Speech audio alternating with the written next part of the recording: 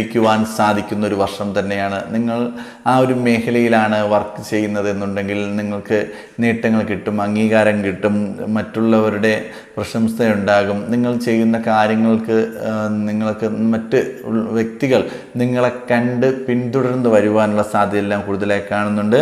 കുടുംബത്തിൽ സാമ്പത്തിക നിലനിർത്തുന്നതിന് വേണ്ടി ഒരുപാട് ബുദ്ധിമുട്ടുകൾ അനുഭവിക്കുന്ന വ്യക്തികളായിരിക്കും. നിങ്ങൾക്ക് കിട്ടുന്ന വരുമാനം കൊണ്ട് കുടുംബജീവിതം മുന്നോട്ട് കൊണ്ടുപോകാൻ സാധിക്കാത്തത് കൊണ്ട് ഒരുപാട് കഷ്ടപ്പാടുകൾ സഹിക്കും. അഡ്ജസ്റ്റ് ചെയ്യുകയും സാമ്പത്തികം വളരെ നല്ല രീതിയിൽ കാൽക്കുലേറ്റ് ചെയ്ത് മുന്നോട്ട് കൊണ്ടുപോകേണ്ട ഒരു സമയം തന്നെയാണ്. വിദേശ യാത്രയ്ക്ക് ശ്രമിക്കുന്നവർക്ക് വിജയം കൈവരിക്കുവാൻ സാധിക്കുന്ന ഒരു വർഷം തന്നെയായിരിക്കും. കൂടാതെ ക്ഷേത്ര ദർശനം നടത്തുവാൻ താല്പര്യം വളരെ കൂടുതലായിരിക്കും. അതിൻ്റെ സാഹചര്യങ്ങൾ വന്നു ചേരും.